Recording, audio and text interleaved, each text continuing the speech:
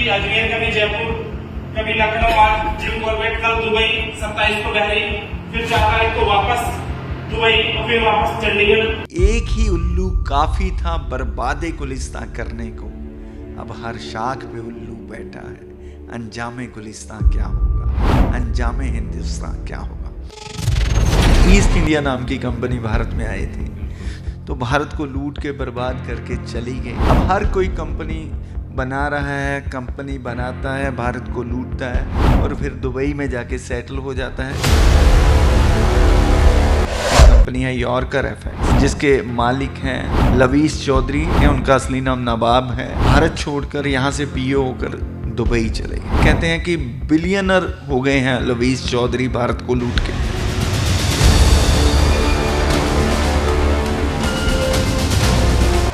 जिस कंपनी की आपने बात की यॉर्कर एफएक्स, आपको जान के आश्चर्य होगा कि कंपनी ईस्ट अफ्रीका में एक छोटा सा आइलैंड नेशन है कोमोरस, वहां रजिस्टर्ड। लवीस चौधरी, ये नाम स्कैम की दुनिया में नया नहीं है सर। इसके बारे में जितना मैंने रिसर्च करने की कोशिश की उतना ही मुझे शौक लगा कि यार कोई व्यक्ति इतना क्रिस्टल क्लियर हो कि स्कैम कैसे कर सकता है। 1 साल के अंदर एवैल्यूएशन दिखा रहे हैं $13 बिलियन। 1 साल, यार कौन सा ऐसा बिजनेस है।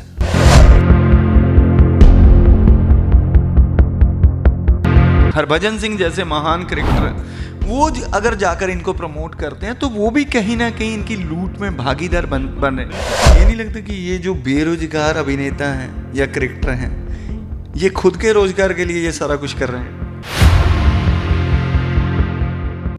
इतना संगीन पाप कौन करे, इतना संगीन पाप कौन करे, मेरे दुख पर विलाप कौन करे। चेतना मर चुकी है लोगों की, चेतना मर चुकी है लोगों की, पाप पर पश्चाताप कौन करे। आज के कार्यक्रम की शुरुआत मैं शौक बहराइच के एक शेर से करना चाहता हूं, जिसमें उन्होंने कहा था कि एक ही उल्लू काफ़ी था बर्बादे गुलिस्तां करने को, अब हर शाख पे उल्लू बैठा है। अंजामे गुलिस्तां क्या होगा, अंजामे हिंदुस्तान क्या होगा। तो मेरे साथ मौजूद हैं आलोक दुबे जी, अर्थशास्त्री हैं। तो दुबे जी, मैं सबसे पहले आपसे जानना चाहता हूं कि एक ईस्ट इंडिया नाम की कंपनी भारत में आई थी तो भारत को लूट के बर्बाद करके चली गई। अब हर कोई कंपनी बना रहा है, कंपनी बनाता है, भारत को लूटता है और फिर दुबई में जाके सेटल हो जाता है। अब एक कंपनी की मैं बात करूं, एक कंपनी है यॉर्कर एफएक्स। ये कंपनी जिसके मालिक हैं लवीस चौधरी, जिन्होंने जो वैसे तो मुस्लिम धर्म से संबंध रखे हैं, उनका असली नाम नवाब है। उन्होंने अपना नाम भी बदला। भारत में जब उन पर रोक लगी तो भारत छोड़कर यहाँ से पीओ होकर दुबई चले गए। क्यूएफएक्स नाम की कंपनी चलाते थे, अब उन्होंने कंपनी का नाम बदल के यॉर्कर एफएक्स कर दिया। तो क्या है ये यॉर्कर एफएक्स, कहाँ रजिस्टर है, कैसे इसमें काम हो रहा है। कहते हैं कि बिलियनर हो गए हैं लवीस चौधरी भारत को लूट के। सर, जहाँ से आपने बात शुरू की कि पहले विदेशी आए और लूट के गए, अब फ़र्क है कि अब भारत के लोग ही विदेशों में रह के लूट रहे हैं। कितनी अच्छी बात है कि अब यहीं के लोग विदेशों में बैठकर और भारत ही लूट रहे हैं। जिस कंपनी की आपने बात की यॉर्कर एफएक्स, आपको जान के आश्चर्य होगा कि कंपनी ईस्ट अफ्रीका में एक छोटा सा आइलैंड नेशन है कोमोरस, वहाँ रजिस्टर्ड है। जिस देश का ही अपना इतना अस्तित्व नहीं, वहाँ इन्होंने $13 बिलियन कंपनी रजिस्टर कर रखी है। दूसरी बात, इस कंपनी को भारत में ट्रेड करने के लिए अभी आई थिंक जुलाई अगस्त में आरबीआई ने एक लिस्ट ऑफ इलीगल फॉरेक्स क्या एक लिस्ट दिया था, कौन कौन सी कंपनी इलीगल इंडिया में ट्रेड करने के लिए, उसमें ये इलीगल है यॉर्कर एफएक्स। लवीस चौधरी, ये नाम स्कैम की दुनिया में नया नहीं है सर। मैं आज पहली बार सीधा से स्कैम शब्द यूज़ कर रहा हूँ। पहले भी ये लोग, इनके साथ एक राजेंद्र सूद करके होते थे, पहले भी ये लोग और एक और कोई व्यक्ति था, इसका मैं नाम थोड़ा भूल रहा हूँ, ये 3 लोग मिलके यहीं जीरकपुर से क्यूएफएक्स नाम की कंपनी चलाते थे, जिसमें इन्होंने 200, 250 अलग अलग डेटा की माने तो अलग अलग है, 200 से 250, 300 करोड़ का स्कैम किया। जहाँ तक मुझे पता है कि राजेंद्र सूद की पत्नी अभी भी जेल में है, जहाँ तक मेरी जानकारी है। अगर जमानत इधर हो गई तो मुझे नहीं पता। और उसी के बाद ये नाम बदलकर लवीस चौधरी दुबई चले गए। अब बहुत बार जो लवीस चौधरी के मानने वाले हैं वो डिनाई कर देंगे कि लविश चौधरी का क्यूएफएक्स से कोई लेना देना नहीं था। सर मैं आपको वीडियो भेज सकता हूँ, प्रूफ है कि पिछले अगस्त में ये सारी घटना होने के पूर्व ये स्वयं क्यूएफएक्स का सेमिनार अटेंड कर रहे हैं। आई थिंक जिम कॉर्बेट में सेमिनार हो रहा है, उसका ये अटेंड कर रहे हैं। और उस वीडियो में खुद ये कह रहे हैं कि कि अगले महीने हमें भारत के प्रत्येक राज्य में प्रत्येक दिन कोई ना कोई कार्यक्रम करना है। तो अब यहाँ बात समझने की है सर, जिसकी बात कर रहे हैं यॉर्कर एफएक्स, जिन्होंने अब कॉइन निकाला है TLC, ट्रिलेनियर कॉइन कहते हैं। सर जब मैं इसे पढ़ रहा हूँ, इसके बारे में जितना मैंने रिसर्च करने की कोशिश की उतना ही मुझे शौक लगा कि यार कोई व्यक्ति इतने मतलब जिसे कौन सा मैं शब्द यूज करूँ, इतना क्रिस्टल क्लियर हो कि स्कैम कैसे कर सकता है और जनता फिर भी नहीं देख रही, लोगों को समझ में नहीं आ रहा है। तो सर इसके अगर मॉडस ऑपरेंडी की मैं बात करूं, कैसे ये स्कैम चल रहा है। इन्होंने कॉइन बनाया TLC, उसको US based company coin base उस पर रजिस्टर कर दिया, लोगों से कहा निवेश करो, और एक साल के अंदर जिसकी कीमत इन्होंने $132 कर रखी है, अभी इस समय शायद 132 या $33 पे आप कॉइन मार्केट पे जाके सर्च कर सकते हो, चल रहा है। और इनका कहना है कि हम इसे $2-3 हज़ार तक ले जाएंगे। अब सर देखो यहाँ क्या स्कैम है। इनका कहना यह है कि हमारे पास 50,000 लोगों की कम्युनिटी है जो आपस में ट्रेड कर रहे हैं, इसलिए हमारे कॉइन के जो वैल्यू है बढ़ रही है। लेकिन पूरी ट्रेडिंग चल रही है बॉट के सहारे। बॉट AI का ज़माना है जो अब धीरे धीरे वैल्यूज़ बढ़ा रहा है और जनता को लग रहा है कि हमारे पैसे तो बढ़ ही रहे हैं। लेकिन एक बहुत बड़ी समस्या ये है कि जब पे आउट की बारी आ रही है, जिनका मान लो मैंने निवेश किया और मुझे पैसे वापस चाहिए, तो ये फिर मुझे कॉइन ही पकड़ा दे रहे हैं जी। कैश पेमेंट किसी को नहीं कर रहे हैं, और उसमें भी 1.5 साल का लॉक इन पीरियड है कि 1.5 साल के पहले आप पैसे वापस भी नहीं ले सकते। और अगर कल को इस बॉट ब्रो ने इसकी वीडियो जो ये खुद क्लेम कर रहे हैं कि मैंने बनाया है, ये खुद लविश चौधरी क्लेम कर रहे हैं कि हमारा है, कल को ये जीरो कर दे, आम जनता कहाँ जाएगी सर? बिल्कुल बिल्कुल जी, आम जनता कहाँ जाएगी। तो देखिए जितना मैं समझ सकता हूँ, जितना कि आज तक मेरी जानकारी है, ये मेरे को लगता है कि डब्बा ट्रेडिंग के अलावा कुछ नहीं है। अगर मैं मुंबई शेयर मार्केट की बात करूं या जो भी अब आजकल कॉइन चल रहे हैं, ये जो कॉइन बेस जो आप एक्सचेंज बता रहे हैं, इसकी भी कोई एग्जिस्टेंस नहीं है। ये भी उन लोगों को ही प्रमोट कर रही है जो चीट हैं, जो फ्रॉड हैं। क्योंकि कोई भी मैं जितना जानता हूँ कि अगर लोकल क्लियरिंग भी हो ना, तो क्लियरिंग हाउस में हर बैंक को भी कुछ ना कुछ पैसे डिपॉजिट कराने पड़ते हैं। तो लविश चौधरी तो भारत से भाग के गया, इसके पास तो पैसे तक नहीं थे। तो ये कैसे एक्सचेंज में पैसे जमा करवा सकता है, इसकी हैसियत ही नहीं थी। और दूसरी बात अगर मैं आपको बात करूं, तो लविश चौधरी जैसे कि आपने बताया, हमने इनकी खबर की थी 2023 में 22 में, ये खुद लोगों से पैसे उठाते थे और जो नोएडा है उसके पास कहते थे कहीं एयरपोर्ट आ रहा है, उनकी कोई ज़मीन जमून पड़ी होगी, तो उसके ज़मीन के अगेंस्ट ये लोगों से पैसे उठाता था। लोग इस पे विश्वास भी नहीं करते थे। तो आज इतनी बड़ी कंपनी कैसे बन गई, ये मैं जानना चाहता हूँ। 1 साल के अंदर एवैल्यूएशन दिखा रहे हैं $13 बिलियन। 1 साल। यार कौन सा ऐसा बिजनेस है कि आपकी पिछले साल आप TLC लिस्ट करते हो, ट्रिलियनियर कॉइन जिसको कह रहे हो, और इस साल $13 बिलियन। सर वो डब्बा ट्रेडिंग होती है ना, खुद ही करते हैं, अपने बंदे बिठाए। कोई मार्केट में अगर मैं इनकी ट्रेड वॉल्यूम की बात करूं, देखो जिसका 13 बिलियन का होगा तो उसका ट्रेड वॉल्यूम कितना होगा, तो ट्रेड वॉल्यूम आप देख लेंगे तो आपको अपने आप उसका स्कैम पता चल जाएगा कि this is not more than scam. Exactly, it's a clear कस्टल। और सर एक और अब इससे जुड़ी खबर बताता हूँ। अभी शायद 30 या 1 तारीख को ये अपना बहुत बड़ा कार्यक्रम करने जा रहे हैं, ब्लैक पैंथर 6.0, जिसमें भारत के बड़े बड़े सेलिब्रिटीज़, आप तापसी दसानी, सरमन जोशी, उर्वशी राउतेला, अमीषा पटेल, मनजोत सिंह और भी 1-2 नाम मैं भूल रहा हूँ, जो उसमें शिरकत करने वाले हैं। और वो बड़े प्राउडली अपने सोशल मीडिया हैंडल्स पे डाल रहे हैं कि हम इस दिन यहाँ आ रहे हैं, इतिहाद में आ रहे हैं और आबू धाबी आ रहे हैं। तो क्या ये लोग एक ऐसे व्यक्ति का क्रेडेंशियल नहीं चेक कर रहे हैं? इस पे सर देखो, यहाँ बहुत बार होता है कि मैं और आप इसको क्यों लेके परेशान है। भाई एक भारत वो देश है जहां अभी भी 20 से 25% आबादी गरीबी रेखा के नीचे जी रही है।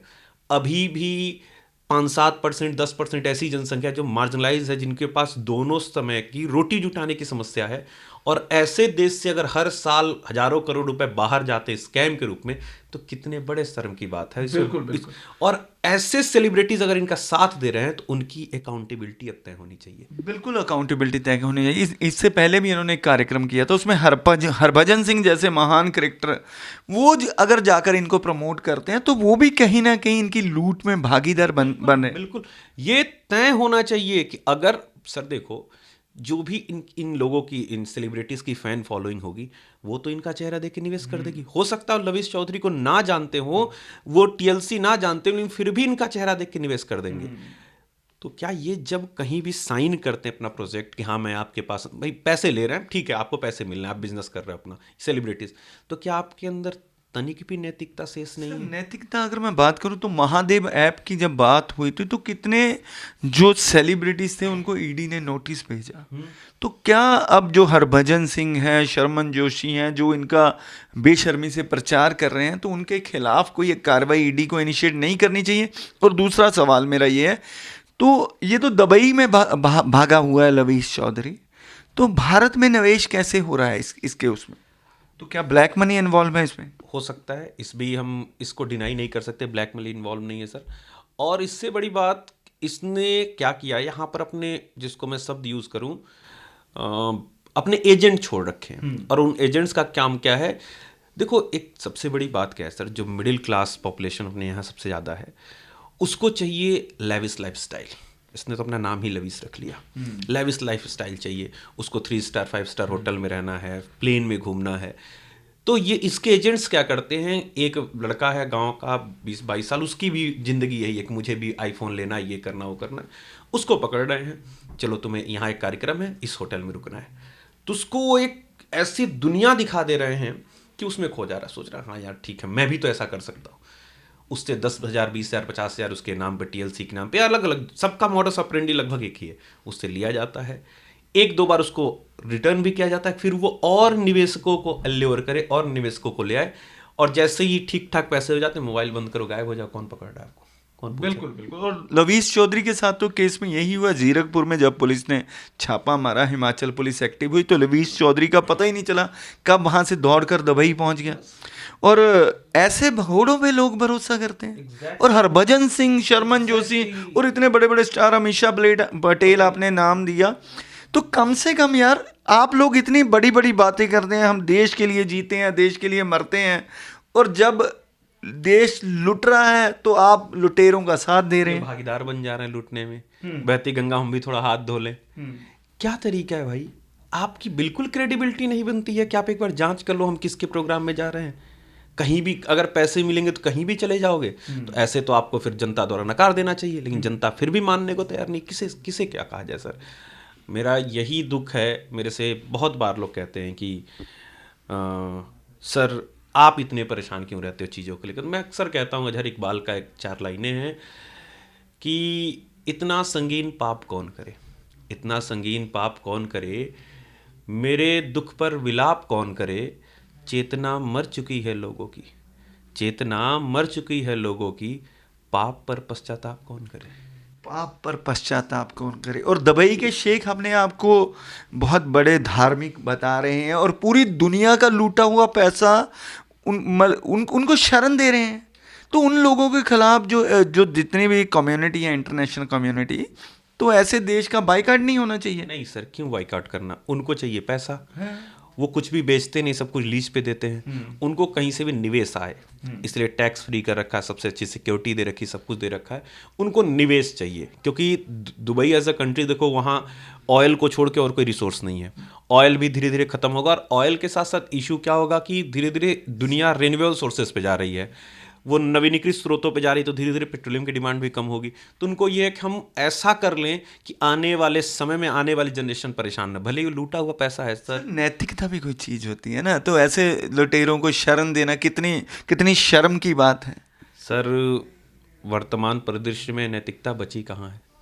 ये तो बहुत ही मजाकिया प्रश्न है आज के लिए। अगर आप नैतिकता की बात करें, कौन है नैतिक, जरा लाओ मेरे सामने, कोई है? वो बात करते हैं ना, वो तो अक्सर अपने आप को नैतिक दिखाते हैं। वो तो ये कहते हैं कि हम ब्याज तक नहीं खाते हैं, तो दुनिया का लूटा हुआ धन खा रहे हैं, ब्याज ब्याज के मामले में नैतिक नजर आ रहे हैं। वहाँ ब्याज नहीं खाएंगे ना, लूटे हुए पैसे में क्या बुरा है सर?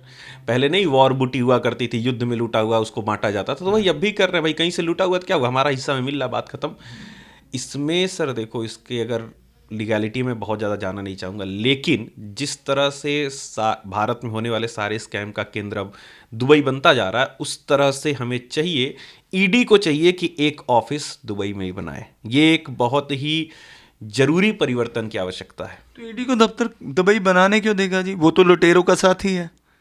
अब ये तो भारत सरकार और वहाँ की सरकार के बीच की बात है। अगर चाहे भारत सरकार का जो आज के डेट में एक प्रभुत्व है, एक दबदबा है पूरी दुनिया में, जिस तरह से दिखाया जा रहा है, उस हिसाब से चाहे तो कुछ भी कर सकते हैं सर। क्या नहीं कर सकते हम? अगर जैसा कि अभी बीच में हुआ कि मोदी जी रशिया यूक्रेन के दौरे पे गए, तो उस समय हुआ कि जब तक यूक्रेन में थे तब तक रशिया ने कोई अटैक नहीं किया, जब तक रशिया में तब तक यूक्रेन ने कुछ नहीं किया। तो अगर रशिया यूक्रेन आपकी बात सुन सकता है तो दुबई क्यों नहीं सुनेगा सर? दुबई रशिया यूक्रेन से बड़ा राज्य, बड़ा वो देश थोड़ी है, वो भी सुनेगा।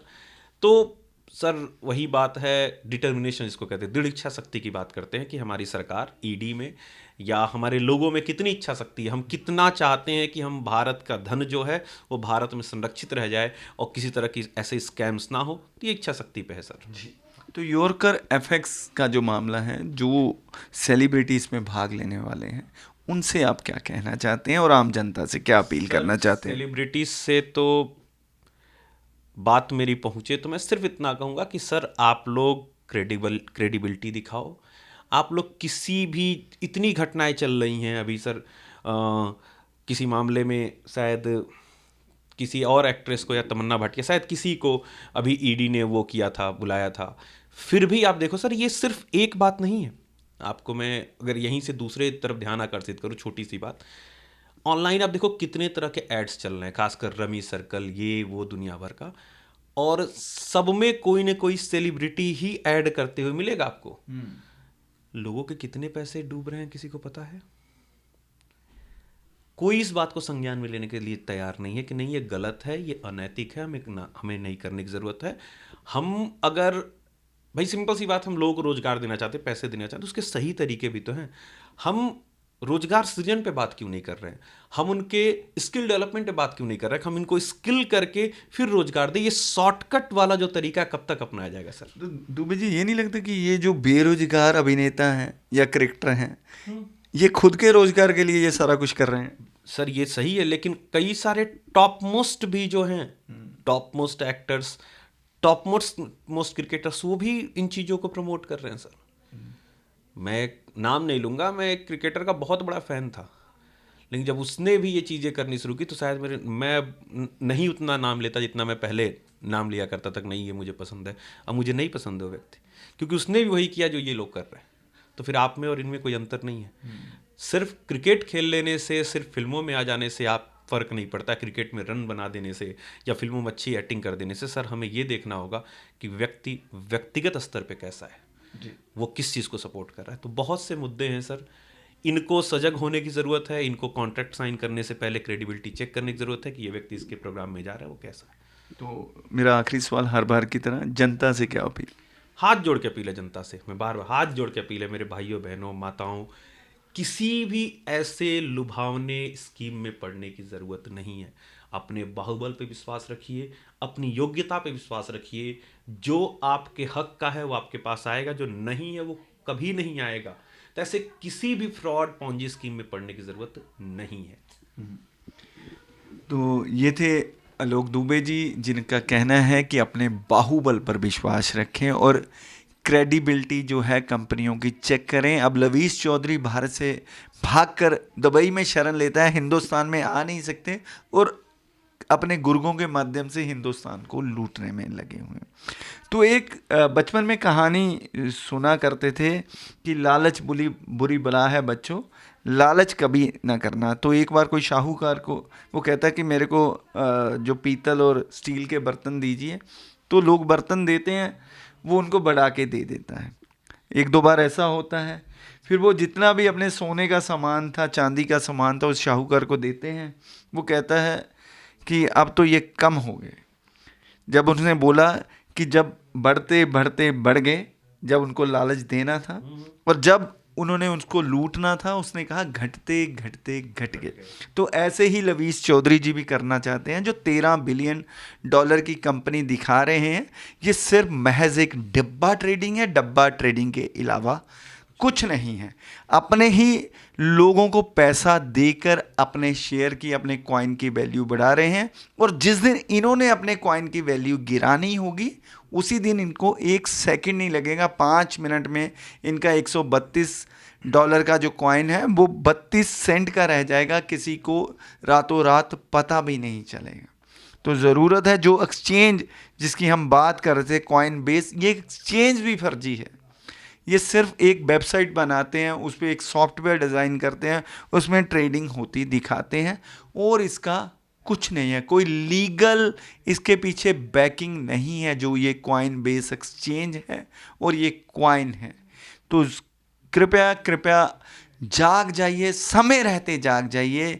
जल्द अमीर होने के लालच में आप अपनी गाढ़े खून पसीने की कमाई भी गवा बैठेंगे। डेली इंडिया न्यूज़ आपको ऐसे ही जागृत करता रहेगा। हमारी मुहिम ऐसे ही चलती रहेगी जब तक जो चिट फंड कंपनियां हैं, कॉइन बेस कंपनियां, ये आपको लूटती रहेंगी और हम आपको सजग करने का प्रयास करते रहेंगे।